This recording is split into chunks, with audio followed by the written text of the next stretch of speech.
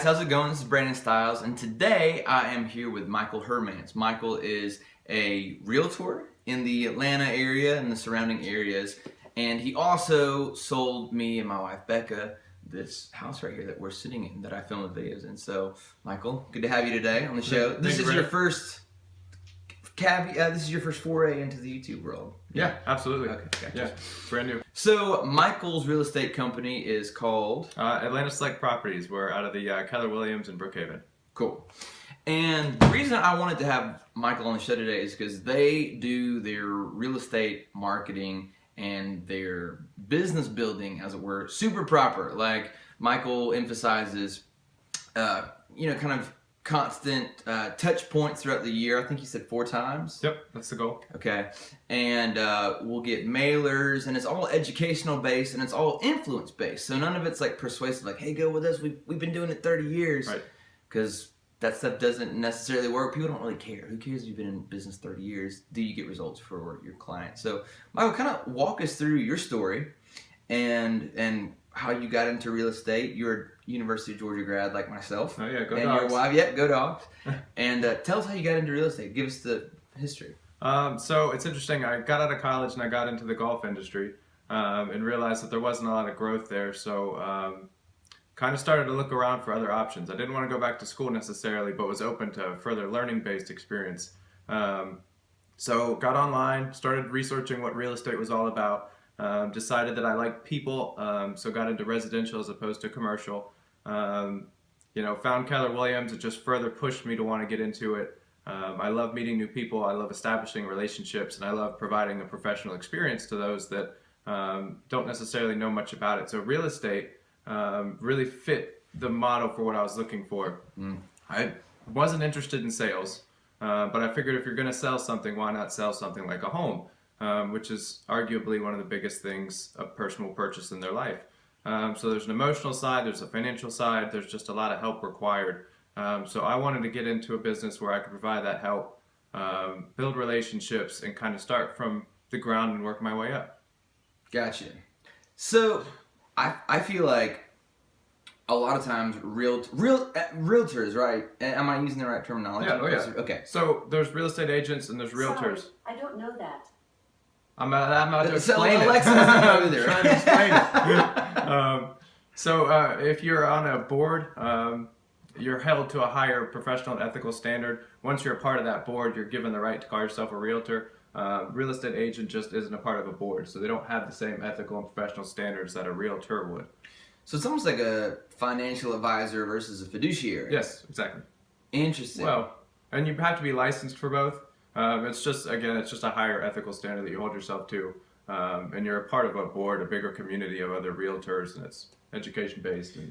Yeah, well, because I was gonna say, I feel like a lot of times real estate agents, and I guess realtors too, and you could add them in with that, kind of take on the same stigma that marketers get in digital marketers, yes. Which is like we're just trying to sell you, we're trying to make our commission, get in, get out, and see you never again. Right. But you guys, and I think that I feel like the world is shifting both in real estate and marketing. Whereas you see like building, like you said, the long term and building influence and educating and informing builds a long-term relationship. And today, we wanted to talk about referrals because Michael is a badass at getting referrals. So we're going to get into that in a second. But that's something I noticed that you guys do is there's nothing sleazy about it. Like at no point in our process our home buying process, did I ever feel like you were kind of putting us on or anything. It all felt very honest. Like talk about that a little bit. Like where does that come from? Like what gave you what helped you make the decision to go away from being in it for just the commission and the money in a competitive market to being honest, even if maybe it doesn't get the sale sometime? So from day one, my business partner said to me, don't be worried about the money. She said, build the relationships and the money will come. And like you said earlier, you have 2 choices in marketing. The 2 choices are you cast a huge net and you pull in a bunch of fish. Some of them are good, some of them are bad, but you work with what you catch. Then you've got the real kind of intentional fishermen where they go out and they say, I want to catch just trout, or I just want to catch bluefish. And they really gear their business towards catching that one type of specific fish. And then from that, you build those relationships, like with you guys, and then you kind of prove yourself. And so when they meet somebody that says, you know, hey, Brandon, we're thinking about moving, they go, well, I know who you need to be because they took care of us, as opposed to the big net fishermen, where they just continue to cast that big net. There's never really a relationship built. There's just help provided. So we like to get intentional, find people that really need our help, provide that experience, and then in return for the help, ask for them to send us future business. And it's kind of on that we continue to build. And again, it's relationship based. So we never try to make somebody feel like they're part of a machine. Yeah. We like to provide that customer service at a very basic level, so that you feel taken care of, you feel appreciated, and it's just a whole different experience than the big net guys. Well, it's interesting because we hung out the other night and you talked about a guy in Georgia named Mark Spain who kind of seems like a big. I got a voicemail from him this morning. Did you really? Yeah. Oh, is he a friend of yours? No. Okay. He's recruiting. Okay, gotcha. Big net. Yeah, but he's a big net guy. You're right. But see, I don't really I can't picture a situation where I'll be driving down the road and be like, I want to buy a house. There's a sign. Boom, I'm going to call that guy. Automatic trust.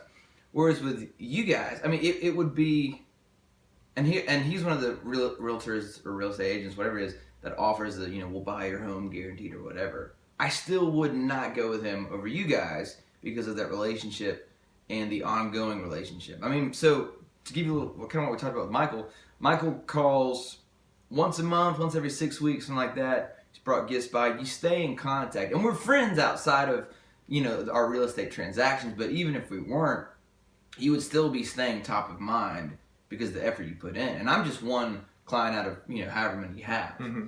So I think it's really cool. Yeah. But let's talk about the referral, like your referral business. So you turned me onto a book called The 7 Levels of Communication. Yep. Michael Mayer. Yep. Oh yeah. And that is a book, and I've talked about on this channel before about how to kind of build a business, told from a real estate perspective, but it works for any business. It does. And so his big thing is referrals.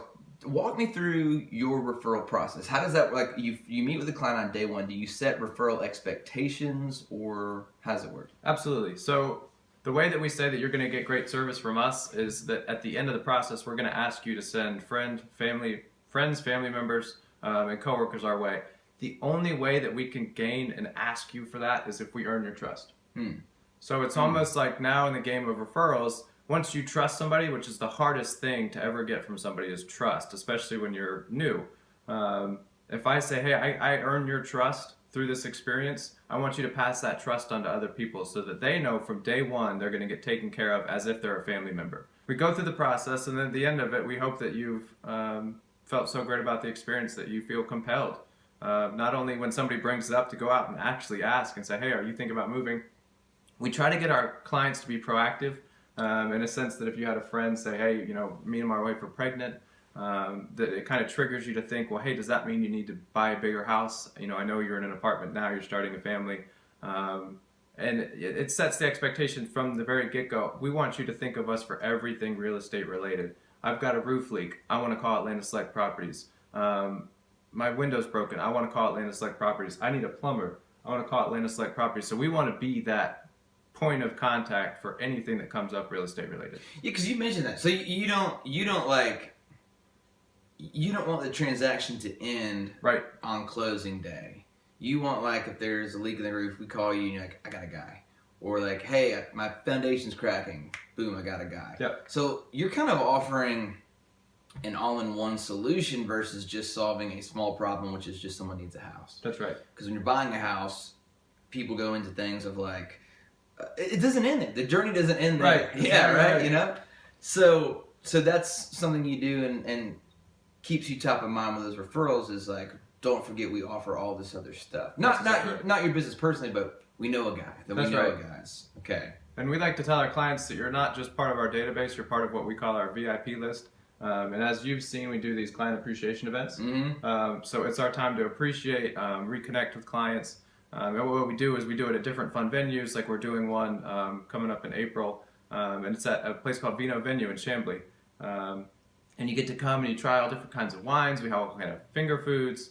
and you just reconnect. So just going through that process of proving to your clients that you'll go above and beyond for them, not only in the transaction, but maintaining that relationship. It's funny, a lot of times I get to a closing and the client will look at me and be like, so I guess that's it. And I go, no, this is just the beginning. Things will come up with your house, and also we want to stay friends. That's kind of become one of my favorite things about real estate is I befriend a lot of the clients that I work with.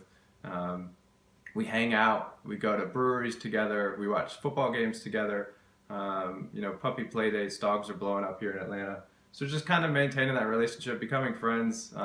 You go dancing together? We go dancing together. We go watch our friends in concert. I mean, it's more than just a transaction to us. It's a process of building a relationship with other people here in Atlanta. So, walk me through your worst. Like, have you ever gone through a real estate transaction where it hasn't turned out well? So it's interesting that you bring that up. The reason why there's so many realtors in the market at any given time is because this isn't an overly complicated process.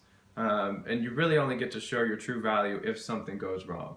I know in your home purchase we had some hurdles in the road. Yeah. And so I really got to prove to Brandon what it is that we can offer. There are a lot of realtors out there that aren't very experienced, and they can get through a transaction because sometimes things don't come up. You have a great inspection, great appraisal, it's a piece of cake.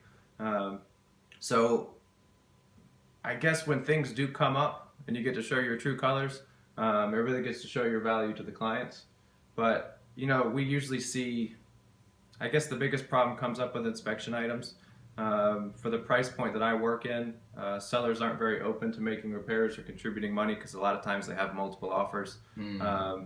So negotiations can be tricky.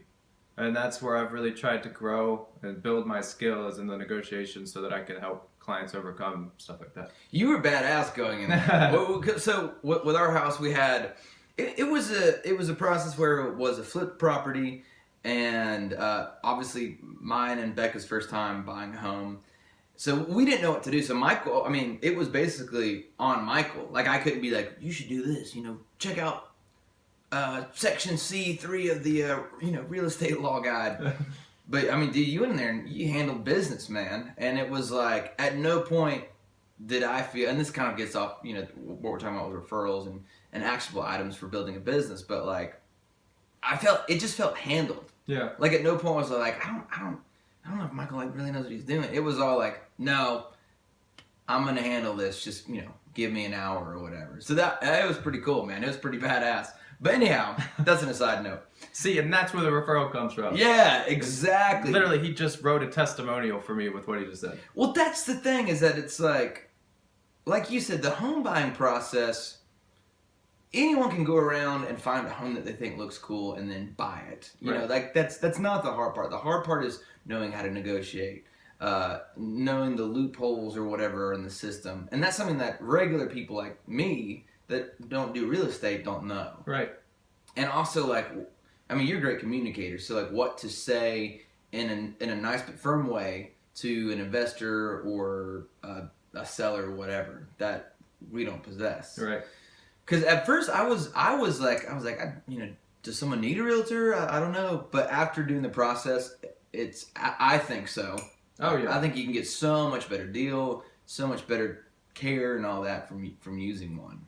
Well, and I can attest to the fact that real estate is a 24-hour job. So yeah, if you drive all over the place, man. It's crazy. And if you're already working, if you've got a job and you go to think, hey, now I got to go find a home or I've got to sell a home.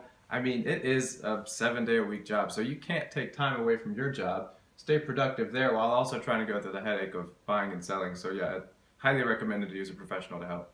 Let's go through, we talked about client appreciation, and you've got one coming up, and I'll link that in the notes below. But this would be I believe the second or third one that Beck and I have been to. What kind of return do you see on that? So obviously it costs money to put these together. Yep. But the return, it's not like you spend $1,000 and people sign up and you make $3,000 on the day. It's a long-term. That's right. thing. What kind of returns have you seen on these investments and the client appreciations?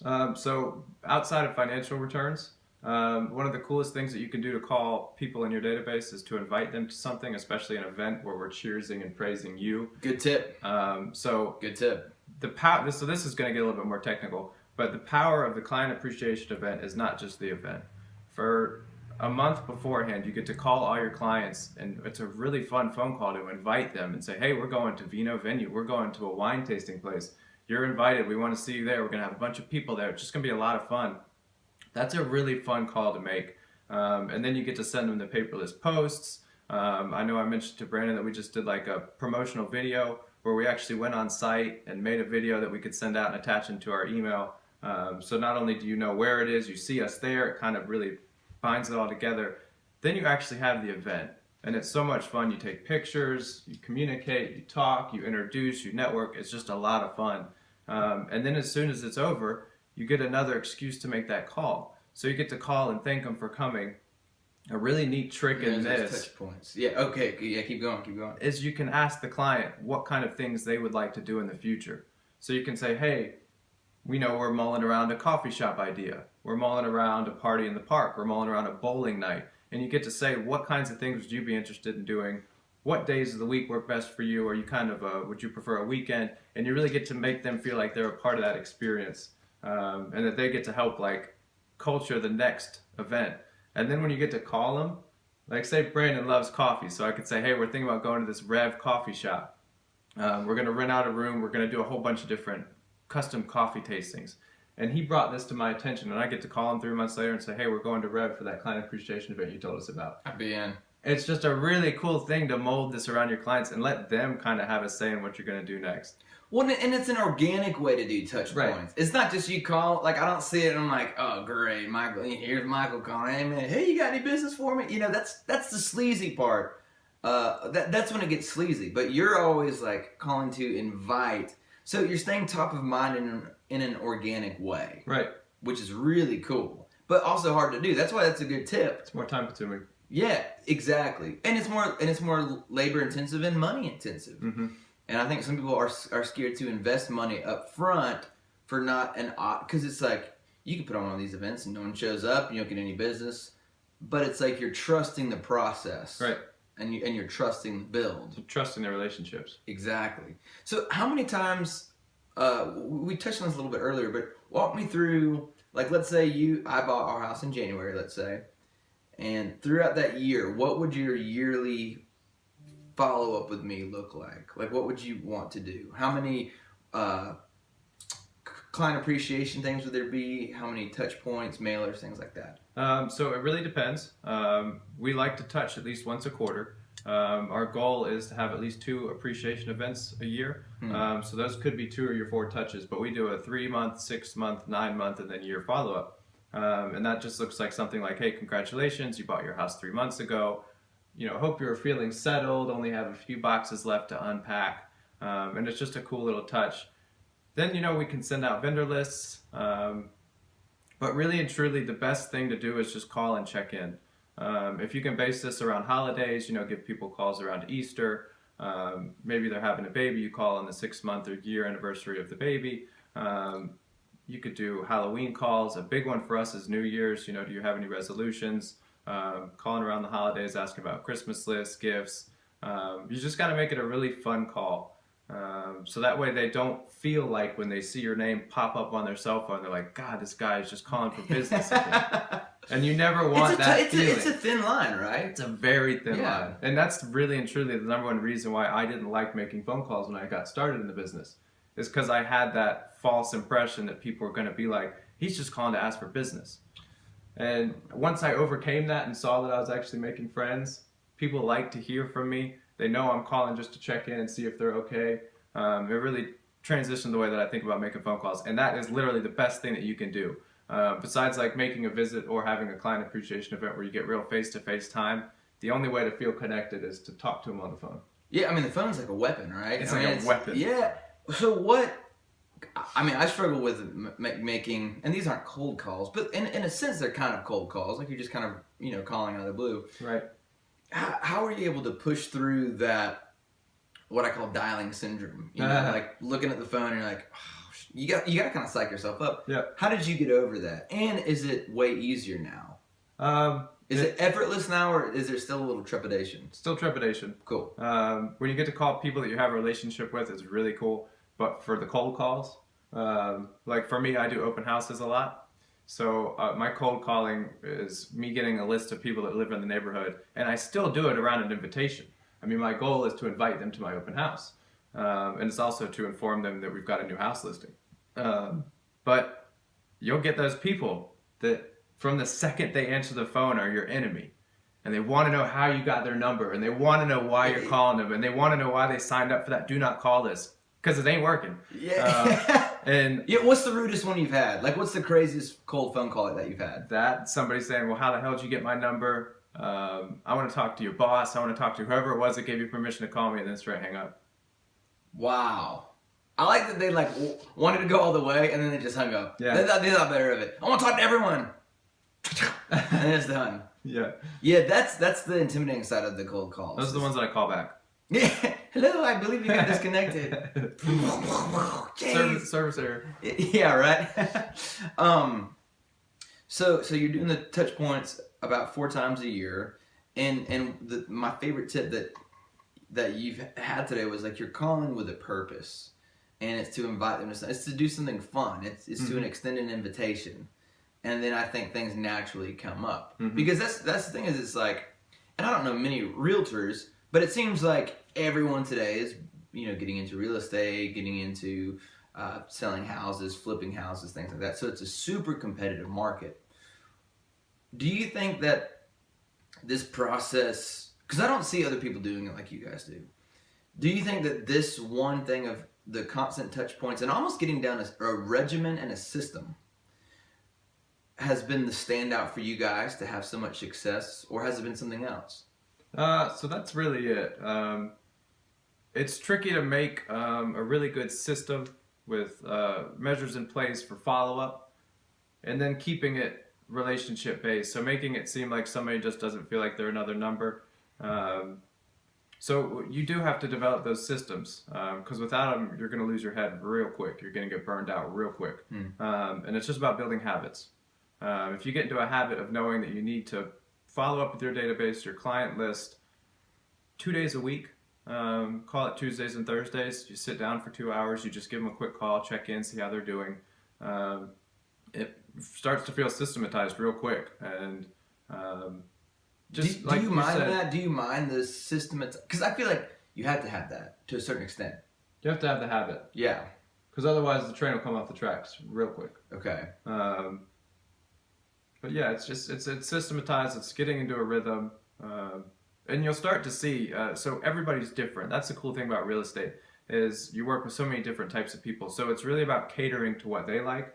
If you find that somebody doesn't like to get called a lot, you call them less. Maybe follow up with text, but it's really about catering to each individual person the way that they want to be talked to. So let's say you have 300 clients in your database. Are you guys using any sort of CRM or anything to keep track of? We're actually in the middle of trying to find a new one. Okay. But yeah, we just use kind of Excel sheets for now. Okay, so it's kind of manually based right now.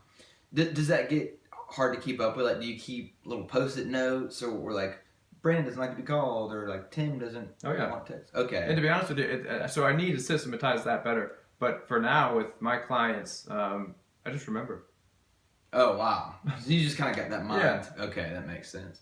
What would you tell, so I feel like, real estate, people instigate good follow-up systems. What about other businesses? Like, let's take like an electrician, all right? Or a business, let's even take like with a wedding industry, like in a wedding band. So people usually only get married once. Right. What's a follow-up system I could put in place with those brides, or a referral system I could put in place? So 7L, 7 levels of communication. Okay. Handwritten notes are huge. So you can follow up with those couples with handwritten notes, and you can get it onto like we call them a 10 by 10 touch, where they just kind of go into a system. You can have, like we talked about, UGA grads, and you can send out UGA related stuff, but it becomes automated, so you don't have to worry about it anymore. And you'd be surprised how many people I'll send an automated email to, and they'll go, "Man, I'm so glad you sent me this because I lost your business card at the open house. I didn't know how else I would have gotten in touch with you." Oh, wow. And so it's just, I mean, it's honestly like, it seems random at times, but like the power is in the follow-up. If you don't have good follow-up, they're going to forget about you. Nobody's going to reach out to you. It's your job. Like, that's the main job of creating your own business, is you've got to go out and you've got to earn it. You've got to prove to them that you're there all the time, and you've got to stay top of mind because it's so quick. Like you said, you could see a listing pop up across the street. You call that agent. Now all of a sudden that client that you helped 6 years ago is with another agent and you don't even know what happened. So you've got to stay consistent. That's right, because it's easier, and I mean, this is Business 101. It's much cheaper to keep a client than it is to find new ones. That's exactly right. You know, but people, and probably, because I would imagine usually when people move into a new house, they're there 5-10 years. So it's not like, you know, the next month they've got another house that's coming up. Right. So it's a long play. How long do, you know, you have 4 touch points a year. How long do you keep the touch points going with that client? Is it indefinitely? Indefinitely. Oh, wow. Okay. Gotcha. Like until they move out of state or just forever? I mean, even when they move out of state, so that's the cool thing about real estate too, is we've got, Keller Williams is the biggest company internationally for real estate, both commercial and residential. So when we have clients move out of state, we probably have databases that are there wherever they're going. That's true. So we can connect them with an agent there. We can stay a part of the process. We can check up. And even if you move out of state, we'll keep in touch. We'll see how the house is. You know, again, it's all about the relationship. It's a real relationship. It really is. Yeah, because it's like, yeah, when people stop calling once the money starts coming in, Yeah. it's easy to maintain a relationship if someone's dangling $3,000 in front of your face. Yeah. But after that's been taken, like you said, that's when your true colors show through, Mm-hmm. and when you keep on top of it, it's not.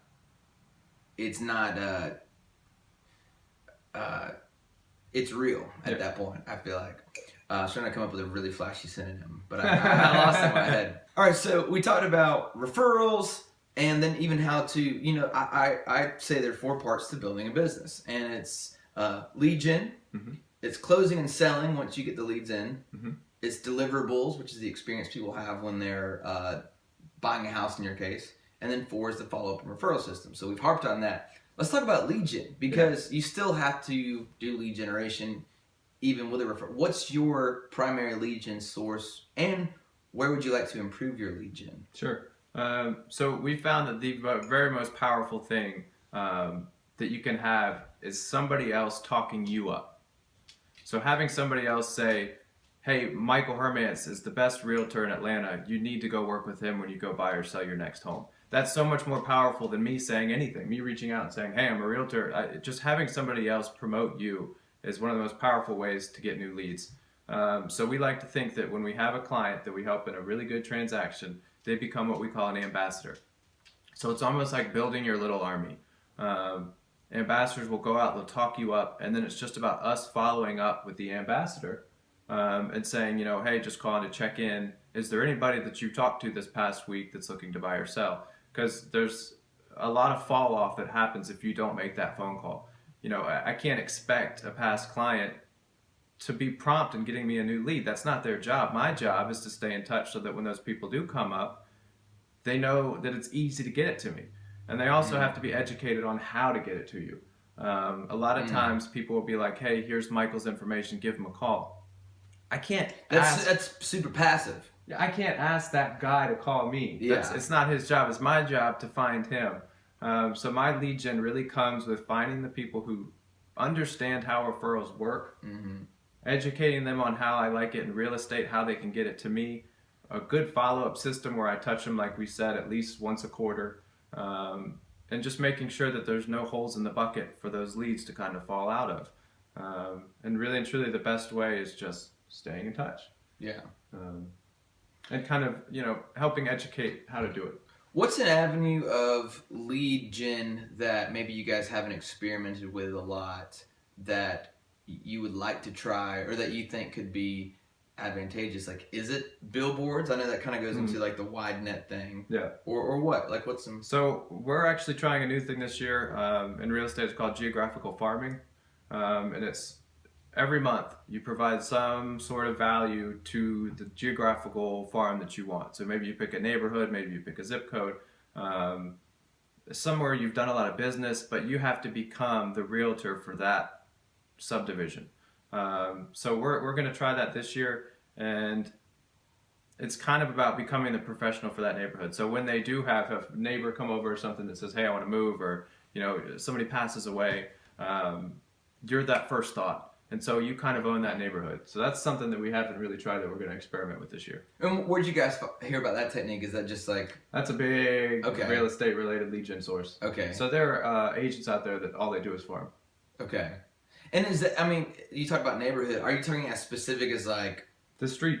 Okay. It could be we pick a street and you knock on people's doors once a quarter. You leave flyers. You try to gather up email addresses. A lot of times we're seeing there's homeowners associations, so we'll try to get on the board for one of their HOAs. Oh, wow. We try to attend their quarterly meetings. You really just become the face, the professional real estate face of that community. Man, drive around in a big van, pick up their kids, take them inside, give them lollipops, all that kind of stuff. That's cool. Come on, kids. Yeah. Hop on in, Uncle Michael's going to show you around the neighborhood. A local realtor was arrested today in Cobb County. Wearing a white polo shirt. Yeah, right. With a big scary beard and a crazy van. So, and you guys have a marketer at your firm. We do. What is she doing? Because we talked about this the other night that she does Facebook and all that kind of stuff. But as we know, a lot of people, I feel like, use Facebook for business ineffectively. What does she do different? Because I feel like y'all's is pretty good. Our Facebook? Yeah. So the real trick is not what we always call vomiting real estate or whatever your profession is onto the public. So if you have a business page, that's fine. It's separate from your personal one. But in real estate, we talk about it being relationship based. So we like to use our personal profiles to market. We do have one for the company as a whole, but when we do them on our personal ones, the whole big thing is 25% is business. The other 75% has to be things that are going on around Atlanta, personal pictures, real stuff. Creating a story. People want to follow a story. So they want to know not only what you're doing at work, but what you're doing at home, kind of what food you're into, what your friends are like. So the idea is to keep your Facebooks and other social medias 75% personal, 25% business. And it just keeps people from thinking all he does is real estate. He's got a life outside of that. Yeah. I like what he does on a daily basis. I like, that he goes to the lake and then he plays with dogs. And it's a way to connect with people in a much more passive way, so that when you do have a relationship with them, that's kind of the fallback. Like that, they feel like they know your Facebook. Yeah, that's a good. Yeah, they're kind of able to assess your personality from the page, which so often today you can't do. Right. Because they're built up as like personal shrines. I'm guilty of that. I mean, I only ever post marketing stuff on there, But very cool. Well, Michael, a pleasure, man. And tell people where they can find you, find out more about y'all's business and all that. So Facebook, Atlanta Select Properties is kind of our team page. We've got Instagrams. Mine's Michael Hermance ATL. It's HERMANCE, and I'll link that in the notes as well. Perfect. I appreciate that. And like, let's say someone's trying to buy a house today. What's the best way to contact you? So best way to contact us is cell phones. My cell phone's 404-630-6527. Texting is always great. If you're an email person, michael@atlantaselectproperties.com. And then obviously you can follow us on our social media, Atlanta Select Properties on Facebook, Instagram, Michael Hermance ATL. Share from your pixel, man. You earn this thing. If you get into real estate, this is what happens. You get the new pixel. They give you one. Yeah, they give you one. Yeah, Keller Williams gives you one when you sell your first house. So I'm jealous of that. So, well, Michael, thanks for taking the time to drive down here. I know you're driving all over the place today. Yeah, no, thanks for having me. I appreciate it. Absolutely. And we'll talk to you soon. Guys, this is I'm Brandon Stiles, digital marketer in Atlanta. He's the best. And this has been an episode of Atlanta Business Builders. We'll see you next time.